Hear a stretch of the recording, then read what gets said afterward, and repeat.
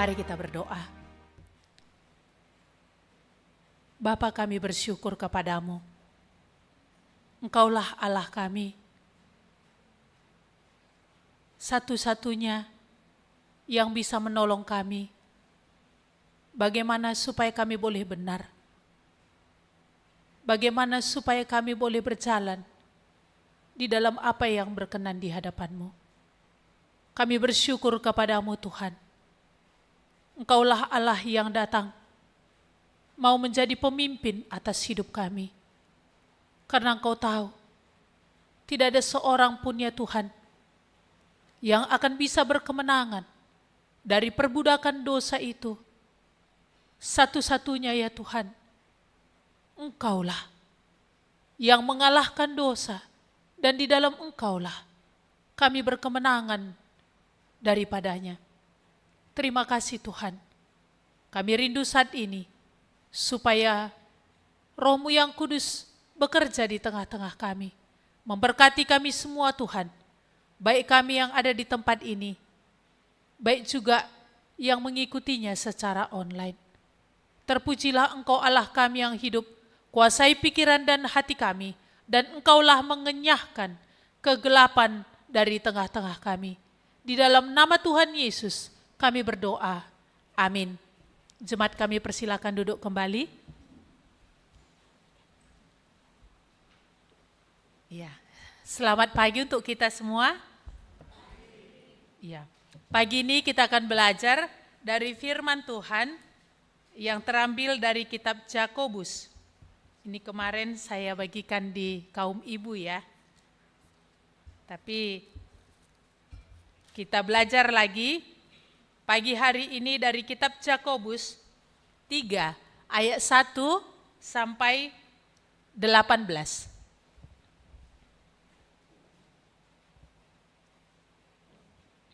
Sudah kita dapat Yakobus 3 ayat 1 sampai 18. Saya akan membacakannya untuk kita semua. Saudara-saudaraku, janganlah banyak orang di antara kamu mau menjadi guru, sebab kita tahu bahwa sebagai guru kita akan dihakimi menurut ukuran yang lebih berat, sebab kita semua bersalah dalam banyak hal. Barang siapa tidak bersalah dalam perkataannya, ia adalah orang sempurna yang dapat juga mengendalikan seluruh tubuhnya. Kita mengenakan kekang pada mulut kuda, sehingga ia menuruti kehendak kita. Dengan jalan demikian kita dapat juga mengendalikan seluruh tubuhnya.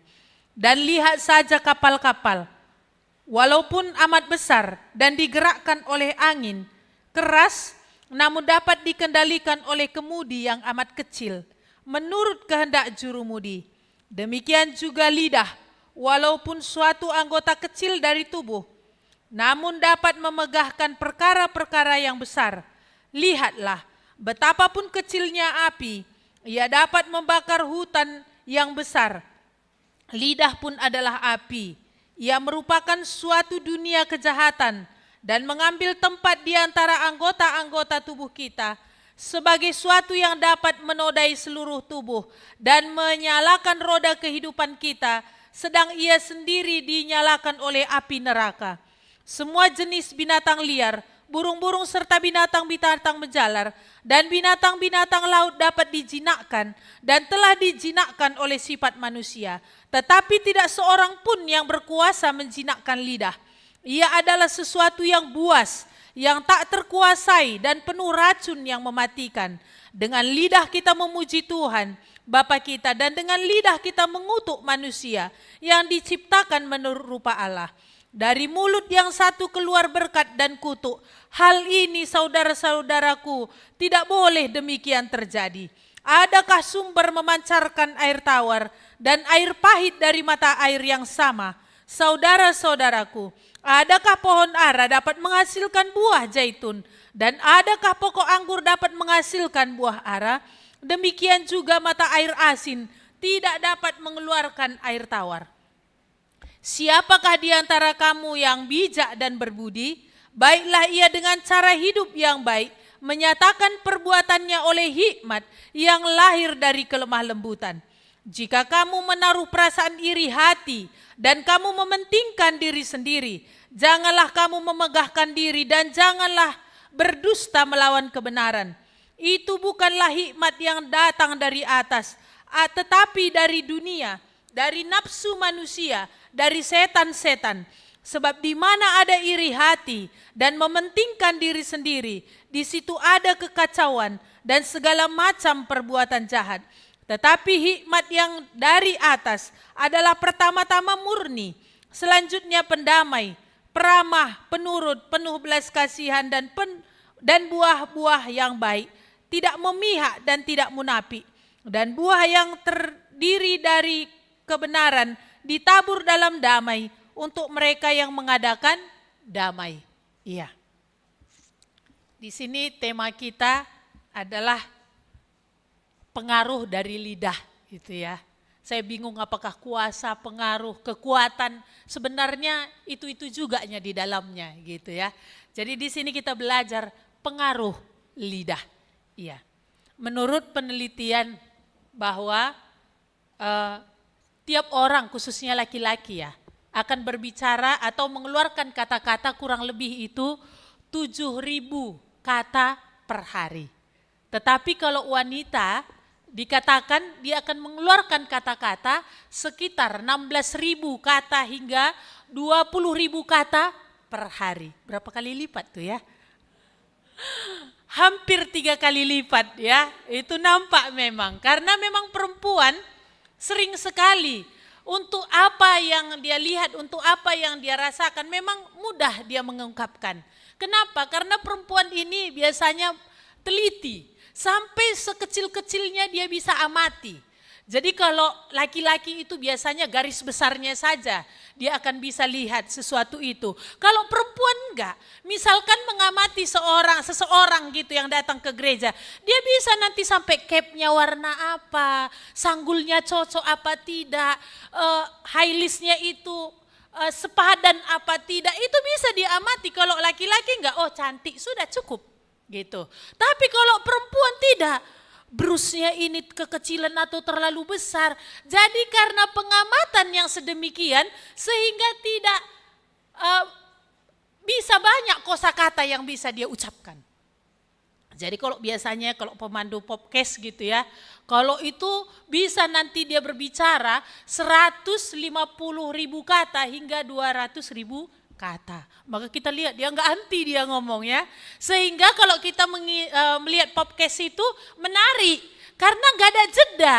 Ada aja keluar untuk dia bisa katakan. Nah dengan kata-kata 7.000 lebih yang dikatakan tiap harinya, apa yang kita katakan? Iya. Bagaimana kita dalam kata-kata itu?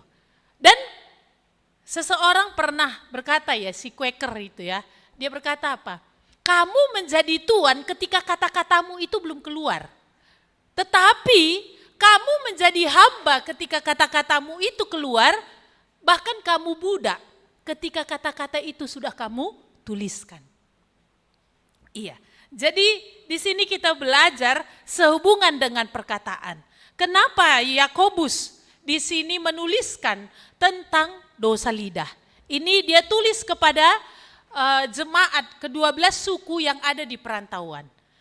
Ini penting bagi Yakobus karena apa? Ini dia lihat ada di dalam diri orang-orang percaya yang ada di perantauan sehubungan dengan penguasaan lidah ini. Iya. Maka di sini tadi kita melihat apa yang dikatakan di dalam tulisannya ini, saudara-saudaraku, janganlah banyak orang di antara kamu mau menjadi guru, sebab kita tahu bahwa sebagai guru kita akan dihakimi menurut ukuran yang lebih berat. Iya. Di dalam kitab Efesus juga Tuhan berfirman ya, bahwa apa? Dia yang memberikan, baik rasul, dia yang memberikan nabi-nabi, pemberita-pemberita, Injil, gembala-gembala dan pengajar-pengajar untuk memperlengkapi dan juga dikatakan untuk memperlengkapi dan juga membangun tubuh Tuhan. Jadi Tuhan yang menyediakan itu, Tuhan yang memberikan. Ada pengajar, ada gembala, ada penginjil, ada nabi-nabi yang hari ini bukan lagi nabi ya, karunia nabi, karunia dalam bernubuat, dalam menyampaikan firman. Ada kadang orang memiliki keempat ini. Ada orang memang dia hanya memiliki dua. Ada orang memang hanya memiliki tiga dan bisa ada yang memiliki satu. Tetapi ini tujuannya Tuhan berikan adalah tadi untuk memperlengkapi dan membangun bait Allah. Membangun tubuh Kristus. Nah, Tuhan sudah membuat hierarki ya, baik di dalam gereja sebagai tubuh Kristus, baik juga di dalam rumah tangga ada yang namanya kepala yaitu suami, ada yang namanya penolong, istri yang setara, yang adalah kawan sepewaris, ada anak. Dan juga di dalam sebuah gereja ada yang namanya pemimpin gembala, ada mungkin asisten gembala, ada majelis-majelis yang ada, dan diakonia dan juga seksi-seksi yang ada.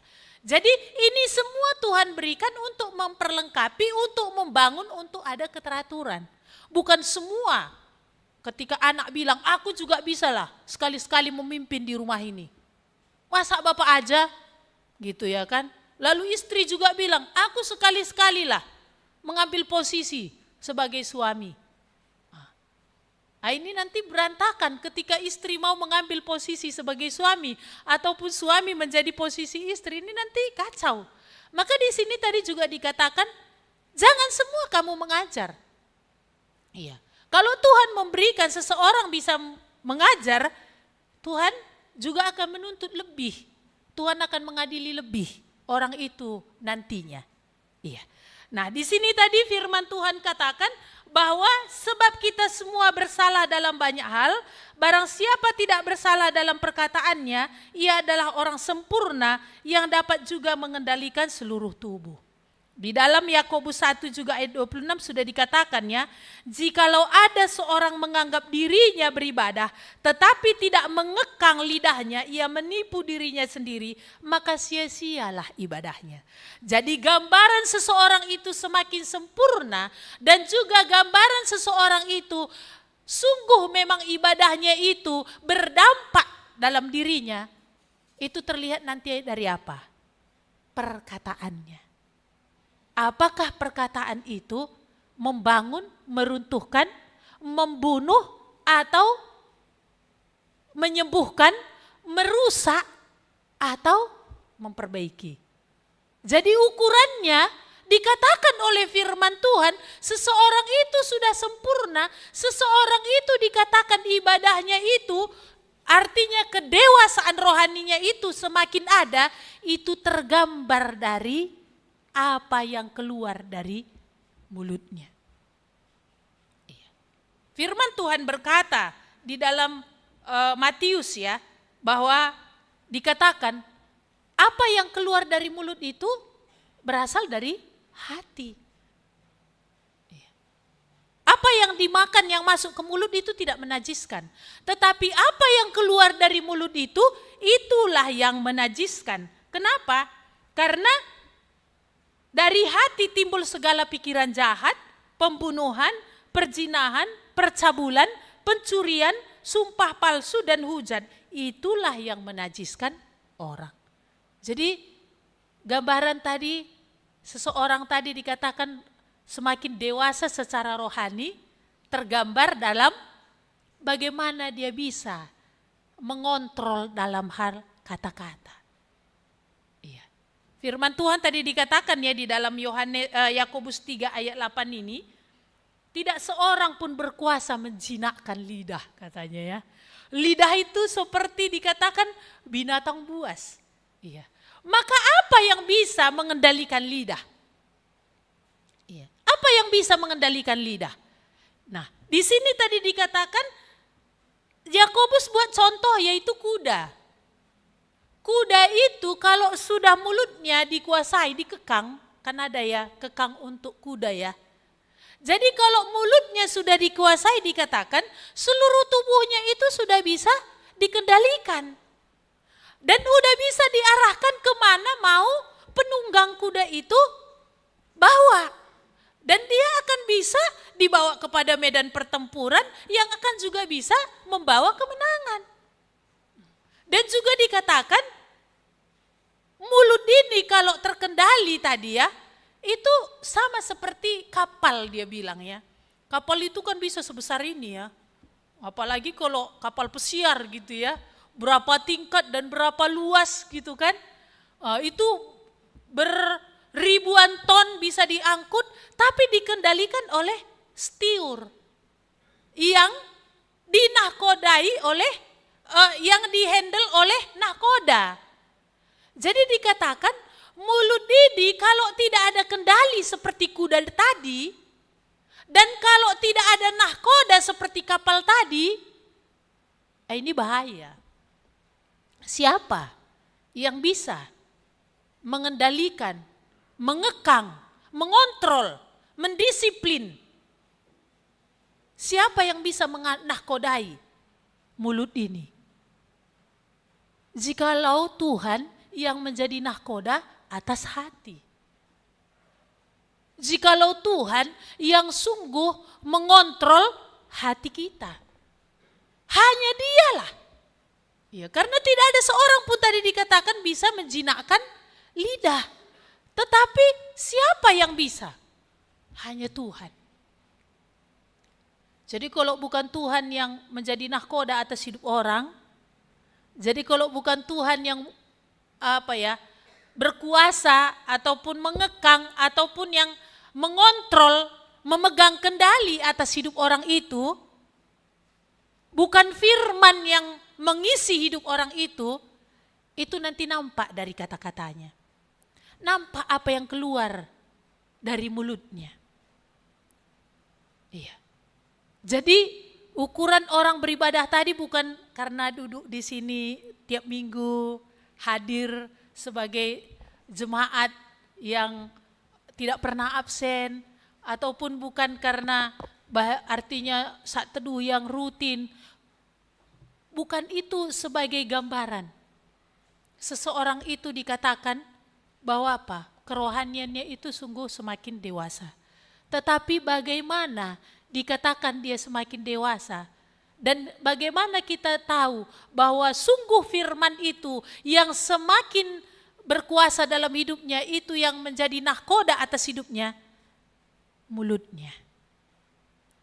Apa yang dia katakan? Iya. Jadi hanya Tuhanlah. Kalau Dia yang mengendalikan mulut tadi seperti kuda inilah, seluruh tubuh ini akan terkendali. Kalau Tuhan yang menjadi nahkoda atas hidup orang tadi, firman itu yang dia terima dalam hidupnya, maka apa yang terjadi? Seperti kapal tadilah. Tetapi juga dikatakan ada pengendali yang lain dari mulut. Yaitu dikatakan di ayat 6, yaitu lidah pun adalah api yang merupakan suatu dunia kejahatan dan mengambil tempat dari antara orang anggota-anggota tubuh kita sebagai suatu yang dapat menodai seluruh tubuh dan menyalakan roda kehidupan kita, sedangkan ia sendiri dinyalakan oleh api neraka. Jadi bisa dua pengendali. Ada nanti yang dikendalikan katanya apa? Api neraka. Yuk kok sampai seperti ini ya? Yang sampai merusakkan hidup orang itu. Iya, kita pernah lihat ya, karena satu perkataan yang diedit ya, akhirnya dia kehilangan pekerjaan. Dia harus terpenjara. Perkataan ini tadi, ya ini kan diedit kan begitu ya, sehingga sudah keluar dari apa yang orang itu tadi maksudkan. Dan inilah yang disebarkan. Kalau ini kuasa dari kata-kata, pengaruh dari kata-kata. Hari ini juga pengaruh dari jari-jari. Ya, kata-kata apa yang kita ketik? Kata-kata apa yang kita keluarkan dalam setiap komen yang kita beri kepada orang? Iya. Maka kalau Tuhan tadi yang mengendalikan seperti kuda dan kapal, tapi kalau api neraka katanya tadi yang mengendalikan, ini seperti api yang membakar. Iya. Kita melihat apa yang menjadi konsekuensi dari perkataan tadi. Apa dampaknya dari perkataan itu? Kita lihat tadi pengaruh besarnya ya. Kalau Tuhan yang mengendalikan tadi, bagaimana dikatakan seluruh tubuh ini bisa dikuasai. Seperti kapal itu bisa mengangkut muatan yang begitu besar. Tetapi kalau yang mengendalikan tadi adalah api neraka, yaitu satu kemarahan. Kalau yang mengendalikan adalah, dikatakan di ayat yang ke bawah itu ya, nafsu manusia ataupun setan-setan. Dia bilang tadi, maka apa yang terjadi? Itu seperti api yang membakar bisa satu hutan. Ya, itu pernah ya terjadi di bulan Agustus 2023 yang lalu. Yaitu apa yang terjadi di dalam hutan Maui di Hawaii. Kebakaran karena kemarau yang panjang, ada kebakaran terjadi di hutan Maui di Hawaii ini. Tetapi kemudian karena kemarau yang terus berkepanjangan dan angin topan yang ada, pemerintah tidak sanggup untuk memadamkan api ini. Dan ini yang menjalar sampai menghanguskan kota daripada Lahania di Hawaii ini. Tidak terhitung rumah yang hangus, bahkan puluhan jiwa yang mati. Mereka yang selamat adalah orang-orang yang berlari ke laut.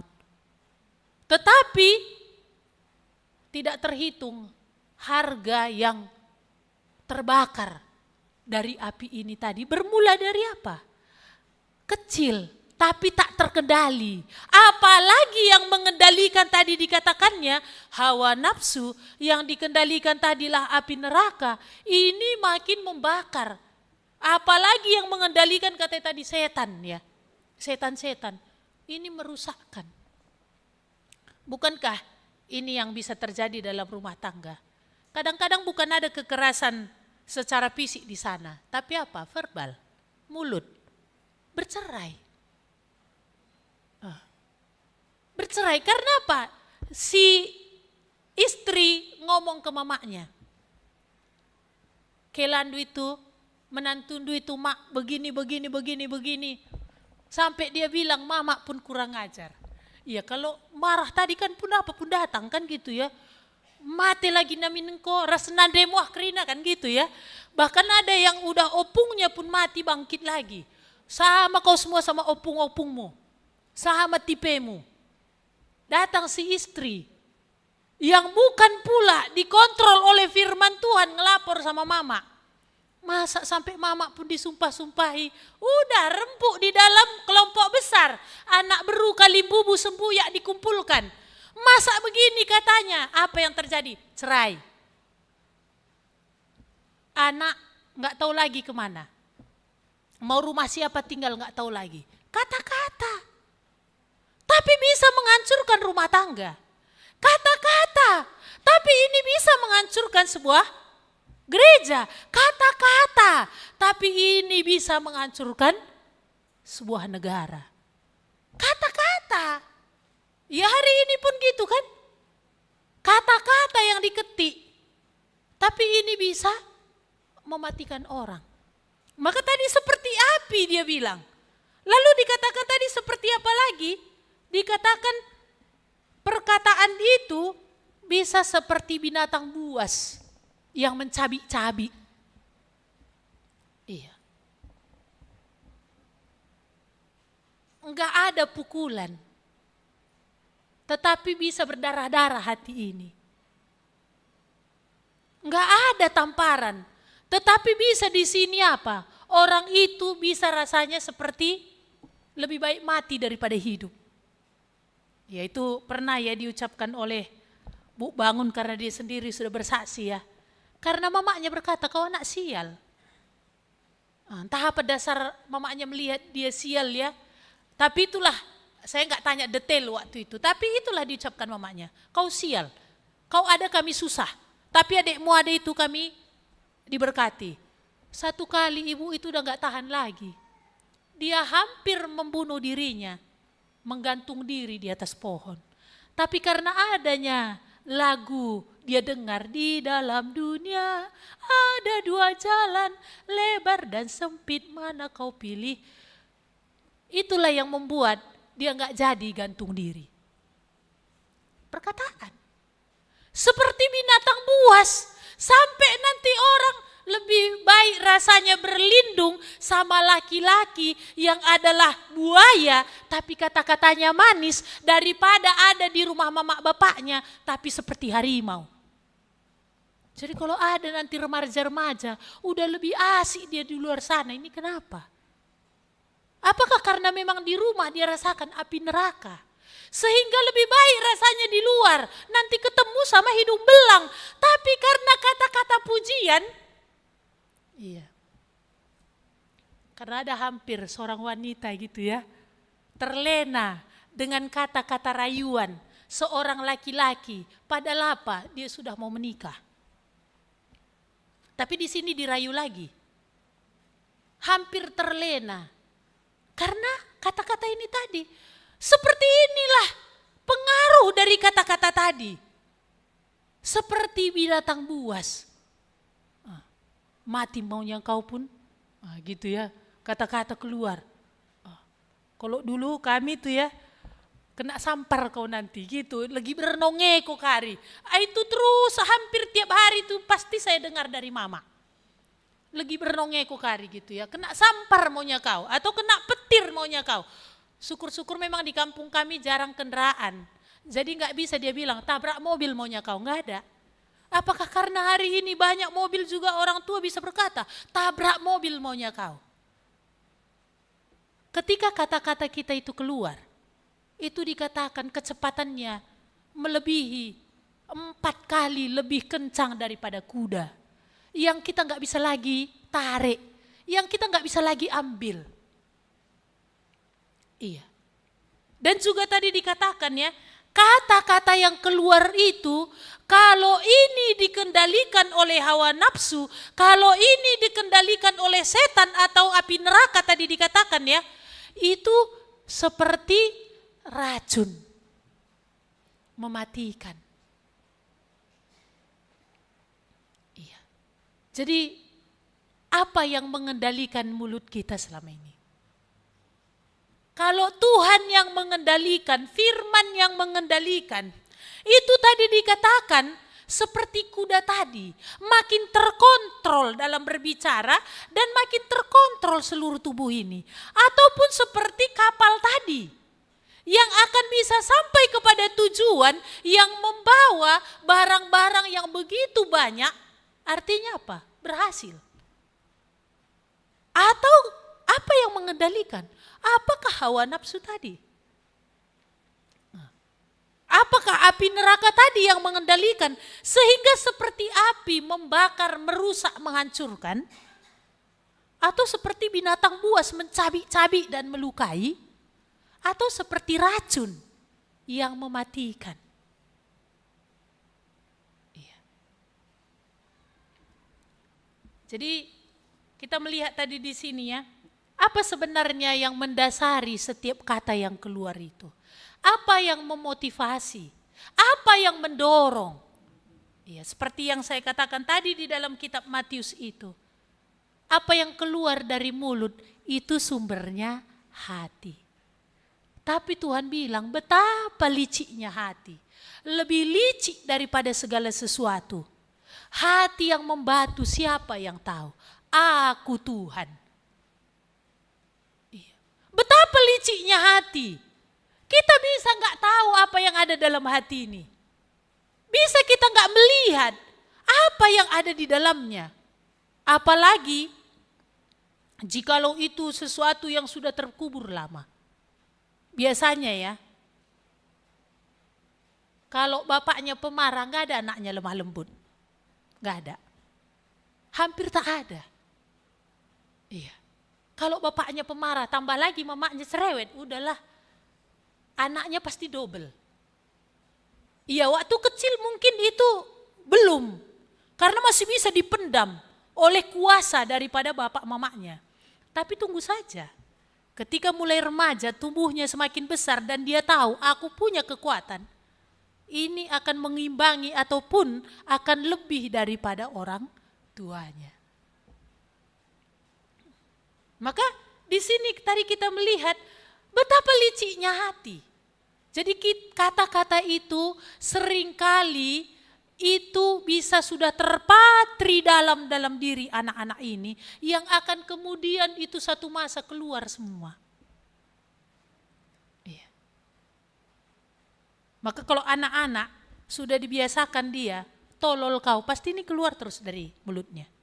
Sama temannya pun akan keluar, tolol kau katanya. Kalau keluar juga dari, artinya dia dengar terus babi kau. Ini pun akan keluar nanti. Itu juga nanti akan dia ucapkan. Maka firman Tuhan tadi katakan, betapa liciknya hati. Iya. Kita banyak ini generasi masih pertama yang datang kepada Tuhan. Generasi kita ke atas itu banyak yang gak kenal Tuhan. Dan rata-rata menyembah kepada berhala, mengundang setan dalam hidupnya. Dia undang setan itu dalam hidupnya dengan macam kan. Dia menerima jimat, dia mendengarkan apa yang dikatakan dukun. Maka gak heran kalau di rumah itu suasananya panas. Kata-kata itu semua menyakitkan telinga dan hati dan kita sudah ditempa dari keluarga yang sedemikian. Betapa banyak yang sudah terpatri, yang kita sendiri pun bisa gak sadari lagi. Betapa banyak yang sudah merusakkan hidup kita. Betapa banyak kata-kata yang sudah mencabik-cabik dan melukai kita. Dan betapa banyak juga yang sudah meracuni kita. Mungkin ini udah banyak. Tapi tersimpan tanpa kita ingat lagi dan pernah kita sadari lagi. Maka iya, kenapa seseorang susah dia menerima? Artinya ada satu survei juga mengatakan begini. Keluarga yang broken home, rata-rata itu anaknya perempuan nanti menemukan laki-laki yang kacau juga. Laki-laki yang sembarangan. Kalau keluarga yang broken home. Maka gak heran ketika nanti dia menikah, suaminya lebih fatal daripada bapaknya. Kenapa? Karena dia gak punya gambaran. Yang baik laki-laki itu kayak mana? Jadi kalau laki-laki itu ngomong kasar bagi dia, bapakku juga gitunya. Jadi bagi dia itu normal, bagi dia itu biasa. Karena apa? Gak pernah punya model. Jadi kalau nanti pun laki-laki gitu, kalau istrinya juga, mamanya juga gak karuan, dia gak punya model untuk cari istri. Jadi yang kayak mana-mana pun datang bagi dia normal saja. Maka apa? Delila pun datang gak ngerti dia, oh beginilah katanya. Oh inilah, karena apa? Dia tidak punya model. Maka bisa kita bayangkan, kacau lagi kan?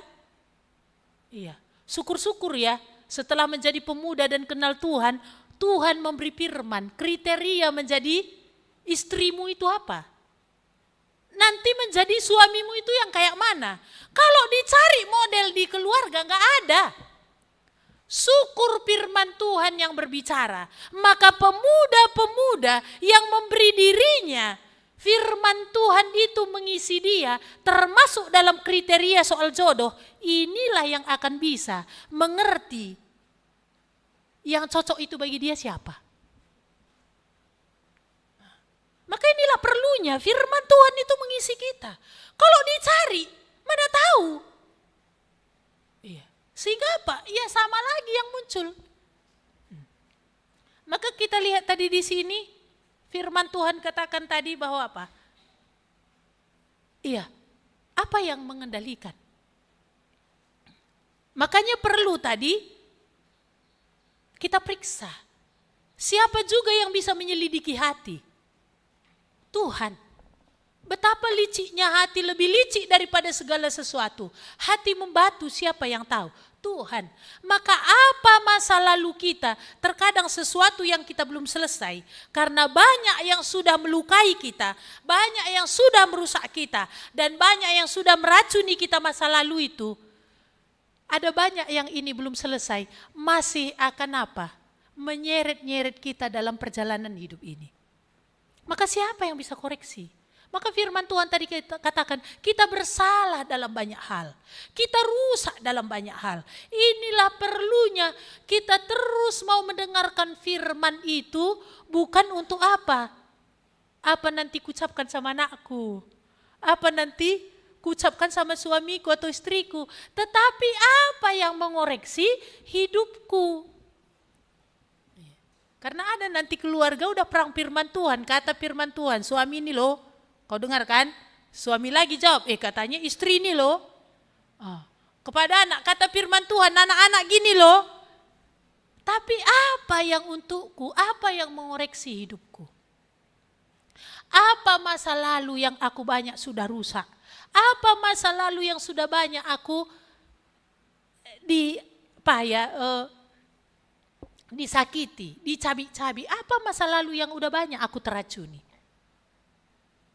Seseorang yang mengalami penolakan dan itu sakit bagi dia dan itu tidak selesai, maka orang gagal bagi dia nggak bisa. Sulit bagi dia menerima orang gagal. Karena ketika dia gagal pun orang tolak. Maka ketika ada orang yang melakukan kesalahan lalu dia dikucilkan, pasti orang itu pun akan modelnya begini. Nggak bisa dia terima orang salah. Nggak bisa dia terima ada orang gagal. Tapi kita lihat bagaimana Tuhan merangkul kita dalam kegagalan. Bagaimana dia membentuk kita. Dan bagaimana dia juga membimbing kita. Bagaimana dia juga mengajari dan menolong kita. Enggak selamanya pentung. Tapi seringkali ada perkataan, nasihat, bahkan perkataan yang membangkitkan semangat. Bahkan perkataan-perkataannya itu bagaimana mengangkat kita dari keterpurukan. Jangan takut, aku Tuhanmu. Jangan bimbang, aku Allahmu. Ada banyak perkataan, bahkan dikatakan perkataan jangan takut itu adalah apa? Sekitar 365 kata dalam seluruh Alkitab ini. Satu tiap hari, jangan takut. Maka kita lihat tadi di sini betapa perlunya kita terus membawa hati untuk dikoreksi oleh Tuhan. Betapa perlunya kita terus membawa hati untuk diterangi oleh Tuhan. Apa yang gak selesai dari masa lalu? Pernah seorang ibu yang karena dia pernah dilecehkan oleh supir bapaknya waktu dia TK. Dia sulit menerima suaminya. Apalagi kalau suaminya badannya bau. Karena waktu dia dilecehkan itu, laki-laki itu badannya bau. Jadi setiap kali suaminya datang dengan gak mandi, dia nanti mual. Rupanya apa? Ketika diterangi oleh firman Tuhan, kenapa aku begini? Dia ingatlah Tuhan bukakan masa lalunya. Bagaimana hancurnya tanpa dia sadari sebagai anak TK kan gak ngerti nih kan. Akhirnya dia tahu, inilah dulu. Ketika dia bawanya hatinya tadi kepada Tuhan. Dan ketika dia memberikan pengampunan kepada laki-laki itu. Sehingga apa? Dia bisa menerima suaminya. Jadi terkadang ada banyak kita hari ini bentukan di masa lalu. Di dalam keluarga, pola orang tua kita seperti apa yang paling membentuk kita pribadi lepas pribadi yang terbesar itu adalah keluarga. Lingkungan itu nomor 2. Yang terbesar itu keluarga. Maka inilah pentingnya. Bagaimana hidup kita ini tadi, siapa yang mengendalikan? Maka firman Tuhan tadi katakan di sini, dari mulut yang 1 ayat 10, keluar berkat dan kutuk. Hal ini saudara-saudara tidak boleh demikian terjadi. Adakah sumber mata air tawar dan air pahit dari mata air yang sama? Saudara-saudaraku, adakah pohon ara dapat menghasilkan buah zaitun? Dan adakah pokok anggur dapat menghasilkan buah ara? Demikian juga mata air, asin tidak dapat mengeluarkan air tawar. Tuhan bilang, nggak akan mungkin mata air yang satu, dua rasanya. Jadi kalau keluar kadang-kadang kata-kata berkat, lalu keluar kadang-kadang kata makian, perlu periksa sumbernya. Perlu periksa ke dalam. Apa bagian dalam hidup kita ini yang belum selesai dan yang belum dibawa kepada Tuhan? Apakah sudah selesai kita dari penolakan orang di masa lalu? Kepahitan dari masa lalu? Kalau enggak, susah nanti kita menerima orang yang tidak seperti yang kita pikirkan. Apakah kita juga sudah selesai dari kepahitan, kemarahan dari masa lalu, sehingga udah mulai keluar kelemah lembutan. Bukan lagi kata-kata yang merusakkan. Ya. Maka kita lihat di ayat yang ke-13. Siapakah di antara kamu yang bijak dan berbudi? Baiklah ia dengan cara hidup yang baik menyatakan perbuatannya oleh hikmat yang lahir dari kelemah lembutan. Jika kamu menaruh perasaan iri hati, kamu mementingkan diri sendiri, janganlah kamu memegahkan diri dan janganlah kamu berdusta melawan kebenaran. Itu bukan hikmat yang datang dari atas, tetapi dari dunia, dari nafsu manusia, dari setan. Sebab di mana ada iri hati dan mementingkan diri sendiri, di situ ada kekacauan. Tetapi hikmat yang dari atas adalah pertama-tama murni dan selanjutnya. Maka apa tadi yang memotivasi perkataan tadi? Dikatakan itu tadi hati. Adakah di dalamnya iri hati? Jadi kalau ada iri hati, kan ini yang melahirkan tindakan. Seorang mama, artinya ibu ya, yang memiliki iri hati terhadap orang tua, anak-anaknya di sekolah. Lihatnya, tambah baju anak kawan ini cantik, besok udah dipita-pitai anaknya itu. Kalau itu mendasari iri hati ya, maka periksa motivasi kita. Memita-mitai anak, ada. Kalau dari segi kebutuhan gak butuh kali anak itu handphone, gak ngerti dia itu. Apa yang mendasari? Iri hati, karena apa? Abangnya, anaknya sudah pakai Android anak-anaknya. Tempat-tempat kelaku latar bereku anakku. Sepertinya aku tidak bisa memfasilitasi anakku ini. Kasih. Jadi apa? Karena nanti pas Natalan, ini kan nanti Natalan gitu ya. Ini ya, mama nanti udah hati-hati nih. Jadi kan pas Natalan ini biasanya kan pamer kan. Di situ bukan masalah anak itu kadang-kadang belum ngertinya dia mana cantik mana enggak. Apalagi kalau dia TK ke bawah belum ngerti. Situlah nanti mana terlihat mamanya. Wah, gimana dia mendandani anaknya ini?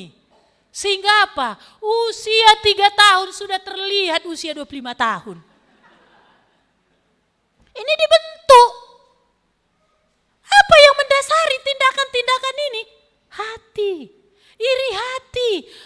Tidak ada karena kalau tadi dikuasai oleh firman seorang ibu itu, dia akan mengerti ini baik enggak untuk anakku, membangun dia apa enggak?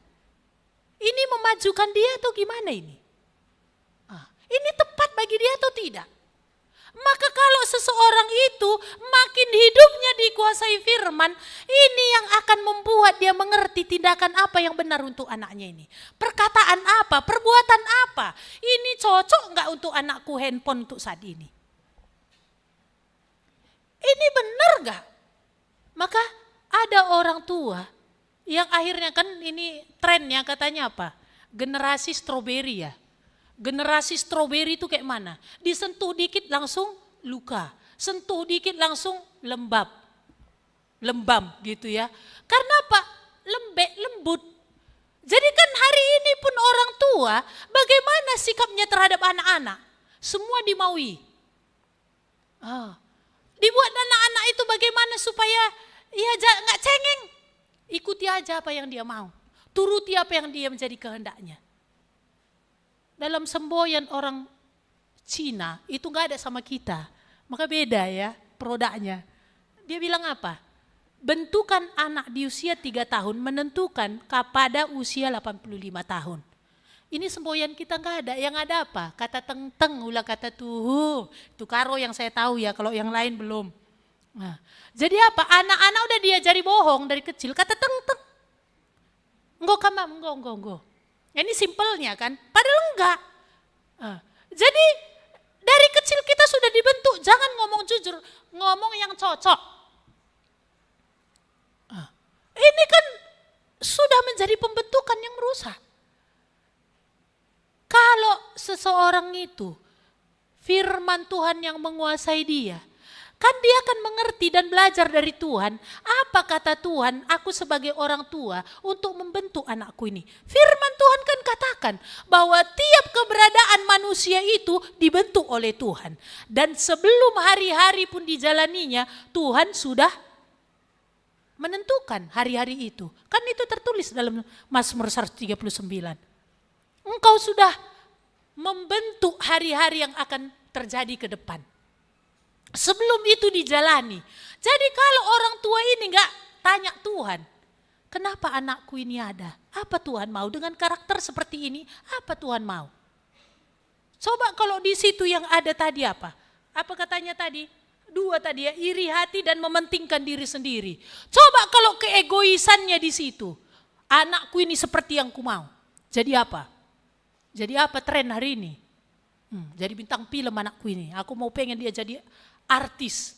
Ataupun aku pengen anakku ini menjadi dokter. Ataupun anakku ini menjadi pilot.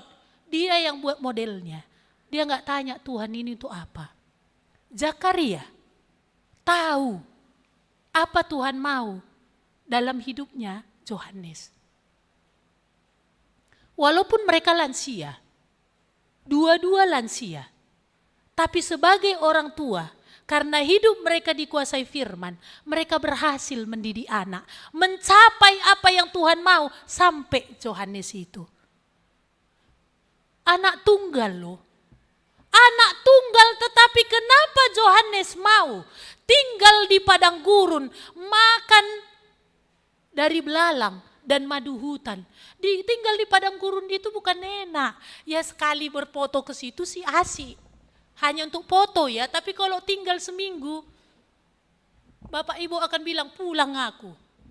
Tapi kenapa Yohanes siap dan mau dibentuk di tempat yang ekstrim dan menderita ini? Kalau makan dari belalang itu asik apa enggak ya? Loncat-loncat loh, nangkapnya itu gimana nangkap belalang? Saya dulu anak-anak kan mengalami ini ya, nangkap belalang aduh. Maka apa katanya? Maka ulah kamu ngayak-ngayak bagi 2 labangnya. Labang 2, jangan kamu mengejar 2 belalang. Fokus 1 gitu kan, 1 pun bisa gak dapat. Apalagi mata 2, maksudnya begitulah rumitnya nangkap belalang. Kalau gak fokus. Tapi kenapa? Lansia 2-2. Berhasil mereka mewujudkan kehendak Tuhan dalam hidup Yohanes. Karena mereka mencari wajah Tuhan. Apa yang Tuhan mau? Kan ini sudah Tuhan katakan melalui Nabi Yesaya. Jadi ini mereka gali. Sehingga mereka mengerti bagaimana membentuk anak ini tadi. Dan kita lihat gak ada pemberontakan dalam diri Yohanes. Mama aku anak tunggal loh ma. Biasanya kalau anak tunggal egois nih ya. Dan iri hati kan tinggi ya. Karena apa? Dimaui semua. Perbansade gitu ya kan. Nanti dia apa kali lah karena sendiri nih. Makanya banyak anak-anak tunggal lah. Ini hati-hati. Tetapi kenapa Zakaria dan Elisabeth berhasil? Anaknya Yohanes ada dalam penderitaan. Enggak ngomel. Diperhadapkan kepada kesulitan, enggak ngomel. Maka ketika dia diperhadapkan kepada dunia yang menantang dia, gimana? Dia bisa lawan arus itu. Lihat, bagaimana ketika orang-orang Farisi, bagaimana ketika tua-tua, imam-imam menyerang Yohanes. Sendiri dia. Tapi dia bisa lawan mereka semua. Bahkan ketika terhadap Raja Herodes. Dia bisa. Kenapa? Udah dibentuk dari kecilnya, dia dipersiapkan dengan segala kesulitan dia diperhadapkan. Memang itu nggak ditulis ya, tapi kita bisa melihat bagaimana dia disiapkan. Jadi kalau anak-anak hari ini seperti generasi stroberi tadi ya, nggak ada lagi ketangguhan. Semua dikasih, katanya, kainakku. Sikit, apa nakku. Nggak ada lagi didikan, nggak ada lagi bentukan, nggak ada lagi dilatih mandiri, nggak ada lagi di situ disiplin. Tapi jangan pula yang ada apa, seperti yang tadi ya, luka demi luka pula, ini jangan pula, ini bagaimana? Perkataan yang tepat pada waktunya Tuhan katakan, itu seperti pinggan perak, itu seperti emas di pinggan perak. Bagaimana kita mengerti kapan waktunya ngomong? Apa yang harus kukatakan? Ini kan sesuatu yang harus digumulkan. Iya, maka kita melihat tadi di sini dikatakannya, apakah yang mendasari kata-kata? Apakah yang memotivasi adalah iri hati atau keegoisan? Sehingga itu yang keluar dari sikap kita. Maka kalau orang mementingkan diri sendiri, kalau egois, anaknya dikit rewel udah kena pentung itu. Anaknya dikit rewel udah kena maki itu. Karena apa? Egois, mementingkan diri sendiri, nggak ada dalam hatinya. Maka nggak heran ya kemarin beredar video, hanya karena anaknya mencret terus, digini-ginikannya, dipukulnya, mati anaknya tadi. Usia 3 tahun. Karena terganggu dia. Terganggu, mencret kau terus katanya. Yang mau mencret siapa? Jangan-jangan mamanya juga yang kasih salah makanan. Tapi karena terganggu. Jadi kemarahan kita keluar, apa yang mendasari? Apakah itu marah itu mendidik atau dilahirkan karena terganggu? Karena mementingkan diri sendiri. Kenyamananku ini rusak. Ya, maka saya senang itu ya. Ada seorang dosen teman saya, dia katakan begini. Serumit apapun masalahku di luar, aku usahakan untuk, ini dosen teologi ya memang ya, Bapak ini bertobat gitu ya. Dia bilang, serumit apapun masalahku di luar, aku usahakan itu semua tanggal di pintu sebelum aku masuk ke rumah. Karena nanti di rumah macam tantangan anaknya kecil-kecil, berentet 3 kan, do re mi fa sol la si do nanti pula ya kan, macam reaksinya. Coba kalau dibebani dari luar, datang langsung dari dalam, ngadu dia main tempeleng, duduk kau semua, pak. Itu yang nanti terjadi. Kenapa? Dari luar pun sudah penat, datang lagi dari dalam kan. Jadi siapa yang bisa mengelola hati? Siapa yang bisa kontrol? Firman Tuhan. Siapa yang mengendalikan kita? Apakah firman itu? Sehingga itu tergambar dalam kata-kata. Iya. Ada juga artinya baru-baru ini gitu ya. Ada seseorang yang memang saya udah kasih perkataan 1, 2, 3, peringatan gitu. Dia gak gubris. Dan ternyata peringatan yang dikatakan tadi jadi. Ini kan kesempatan serang kan? Kan kesempatan ini. Kan udah aku bilang kemarin. 1, 2, 3. Kan gak kau dengar. Sempat juga keluar. Kan sempat keluar. Dan dia bilang gak asik ngomong sama kakak. Itu yang membuat aku sadar. Gak asik ngomong sama kakak. Ih Tuhan. Apa yang kuucapkan ini tadi? Terakhirnya. Lalu syukurnya dia datang lagi. Lalu curhat lagi. Akhirnya saya diam. Tuhan apa yang kubilang?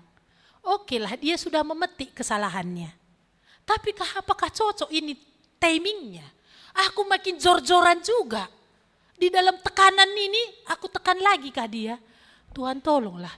Walaupun sebenarnya hatiku ini ada geramnya gitu ya. Kan dari kemarin udah diperingatkan tapi memang gak mau dengar. Tapi tolonglah aku Tuhan. Supaya kata-kataku ini nanti kalau enggak sekarang, nanti itu perlu dikeluarkan. Nah, ini jadi apa? Kontrol diri tadi oleh siapa yang kontrol? Tuhan. Kalau dibawa Tuhan, apa yang kukatakan? Pas enggak ini sekarang ini aku ngomong? Maka Daud pun pernah berkata dalam Mazmurnya, tolong aku Tuhan, dia berdoa, tolong aku Tuhan menahan bibirku ketika orang fasik masih di dekatku. Tolong aku menahan bibirku ketika orang fasik masih di dekatku. Daud memahami, kalau keluar kata-katanya itu dan ditangkap oleh orang fasik, dan ini akan menjadi hantaman bagi dia dan juga menghantam yang lain. Iya. Betapa banyak kadang orang tua antara suami dan istri cerita, mengutarakan pahit hati dua-dua, anaknya di situ. Enggak dia sadari. Betapa banyak juga artinya suami istri yang memang juga nggak kontrol dalam perkataan, akhirnya meracuni suaminya, meracuni istrinya, sehingga apa? Ini makin merusak. Iya, ini contoh yang sangat kita lihat dalam diri Thomas Alva Edison. Kepala sekolahnya buat surat, anak ibu bodoh, jangan lagi sekolahkan di sekolah kami ini. Tapi kepala sekolah ini berpesan kepada Thomas Alva Edison, penemu lampu ini salah satu ya, dari sekian banyak yang dia temukan. Yang dikatakan kepala sekolah ini bodoh, jangan lagi sekolahkan di tempat kami. Kepala sekolah ini berpesan, kau gak boleh buka di tengah jalan dan gak boleh kau baca, ini harus mamamu yang baca. Dikasih sama mamanya. Ketika mamanya ini baca, mamanya ini menangis membacanya dan dia kuat berbicara. Dia katakan apa? Anak ibu sangat jenius. Sekolah kami terlalu kecil menampung anak ibu yang jenius dan menyediakan guru yang memadai untuk dia. Itulah diucapkan mamanya ini, didengar Thomas Alva Edison. Maka anakku mulai hari ini aku menjadi gurumu. Apa yang terjadi?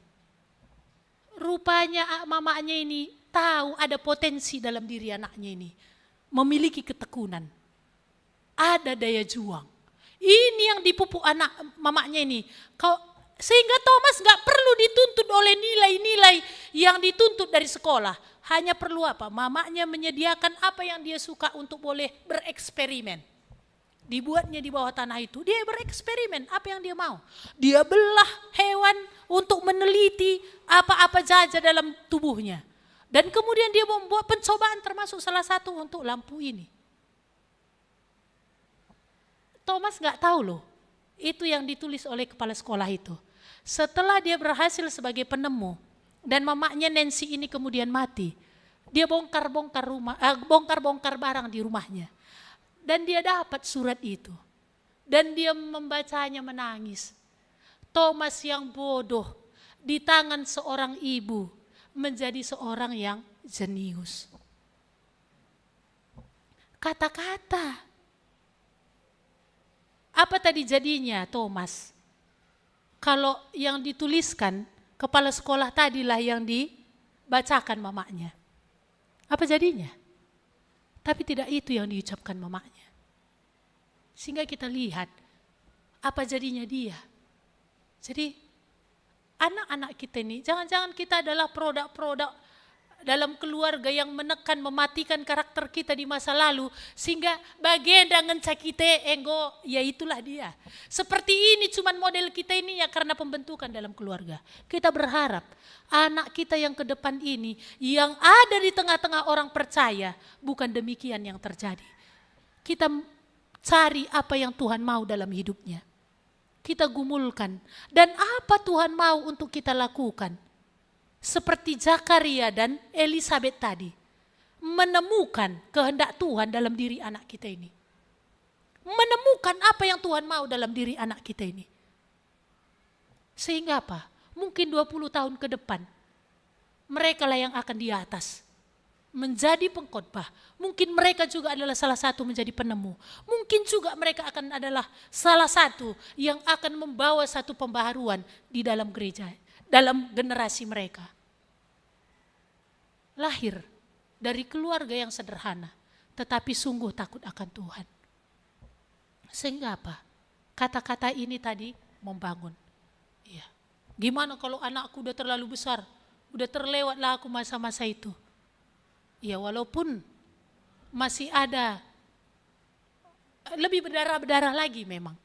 Tapi itu adalah seperti ibunya Antonius dari Hippo itu ya, bapak gereja. Dia tidak bisa melewati satu malam tanpa ada satu perempuan di sisinya. Itulah hidupnya. Tetapi apa? Ibunya yang janda yang sungguh takut akan Tuhan, enggak henti-hentinya berdoa untuk Antonius ini. Dan satu kali Tuhan meyakinkan mamanya ini lewat mimpi. Waktu itu apa? Dia berdiri di atas satu rol. Dia di ujung yang sini, Antonius itu di ujung yang sana. Maka apa yang dia bilang kepada anaknya? Aku tahu, senakal apapun engkau hari ini, aku yakin satu masa engkau akan berdiri di rol yang aku jalani. Bukankah itu kata-kata yang menyejukkan hati Antonius? Maka pada akhirnya memang kita lihat Antonius ini menjadi percaya dia adalah bapak gereja yang membawa satu perubahan yang besar di dalam zamannya. Kata-kata, pengaruh dari kata-kata. Apa yang kontrol kata-kata? Apa yang memotivasi? Apa yang mendorong? Hati. Maka mari kita bawa hati kita untuk diperiksa oleh Tuhan. Apa yang di dalamnya yang tidak beres, sehingga keluar pun banyak yang tidak beres.